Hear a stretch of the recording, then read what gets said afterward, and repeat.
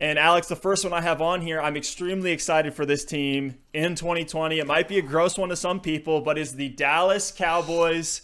Mike McCarthy is now in town. Fantasy upgrade, as far as I'm concerned, to Jason Garrett. I think everyone expects them to be a edge playoff team this year. I don't think they'll get it, but they'll be close again. You can't mention that Cowboys offense without Ezekiel Elliott. When he was hired, here's a direct quote from Mike McCarthy. He said, with Zeke, he's going to get the football. Let's make no mistake about that. I hope so.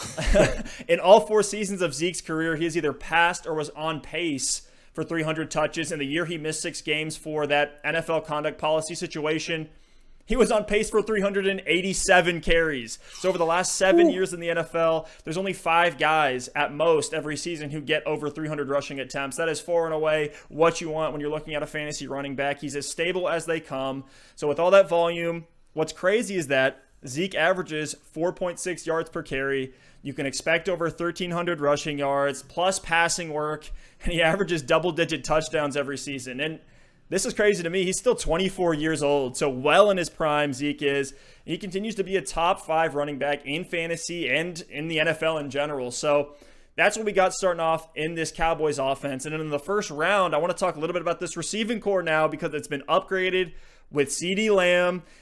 To me, he's an upgrade over Randall Cobb, and I think he'll be used in 3 wide receiver sets pretty often in Dallas.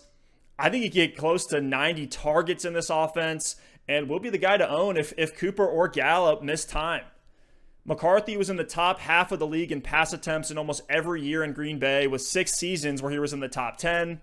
Lamb was the top wide receiver prospect for a lot of people, myself included, coming into this draft, and I absolutely love him in Dynasty. I think we could see him pass Gallup by the end of the season, though I do like Gallup as well. But this offense, man, it has plenty to go around. That was one of the biggest concerns that we had when the Cowboys took Ceedee. Alex, are you in the same boat with me on Lamb? Man, Ceedee Lamb is getting the double move stamp of approval today. Yes. We're actually going to talk about Ceedee Lamb a little later in the show.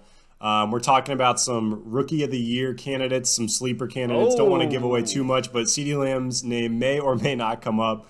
But you're right, Steph. This is really the perfect storm in Dallas. You have an incredible running game. I mean, the Dallas offensive line there's been some turnover over the past couple of years, but it's been known to be one of the top offensive lines in football. There's a lot of continuity with that offense. The Cowboys were actually 5th in the NFL in rushing yards last season. Every year we think about Zeke Elliott just getting up from a first down run and gobbling up his bowl of soup.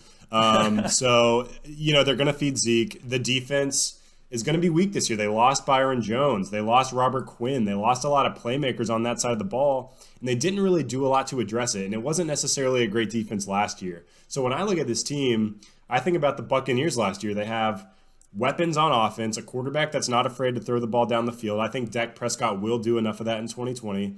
And a really weak defense to where they're going to be needing to put up a lot of points each and every week. I love all the pieces in this offense. I think Dak is a top 5 quarterback this year. Zeke is obviously a top 5 running back.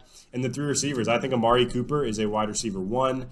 Gallup and Ceedee Lamb are both going to be great flex options. And if one of these guys goes down, if Cooper, Gallup, or Ceedee Lamb goes down and misses any amount of time, I think the value for the other 2 is just going to be through the roof. And then you even look at BLake Jarwin. He's an upgrade, at least for a dynamic playmaking perspective from Jason Witten last season. So this is going to be a fun offense. I hate to say this stuff, but I am actually excited to watch this Dallas Cowboys offense play in 2020.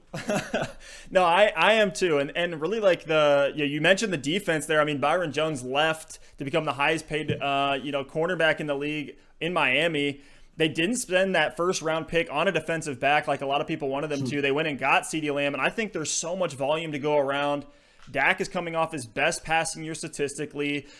They have a coach that likes to throw the ball, and then you have Kellen Moore as offensive coordinator. Since he's come in, the Cowboys have been 3rd in pace of play. And, I mean, look at the volume last year. Amari Cooper, 118 targets. Gallup, 113 targets. So both well over 100 for those 2. Then you had Cobb and Witten, both over 80 targets. And I love throwing this stat out there. All 3 Cowboys wide receivers were top 31 in fantasy points during the 13 full weeks they played together. So when all these guys are healthy and on the field, even in that case, they're all going to be great. There's plenty to go around. We got a top 12 quarterback, a top 12 running back, a wide receiver 1, a wide receiver 2, a wide receiver 3. And then even a guy that I think could be worth a bench stash and dynasty hold in Tony Pollard, who's looked great. You mentioned BLake Jarwin being an upgrade over future Hall of Famer Jason Witten. Alex, I'm pretty excited for this Cowboys offense. Jerry World is going to be large and in charge next season. I'll tell you that much for sure. I don't know if it's going to mean 10 wins, but it's going to be fun for fantasy.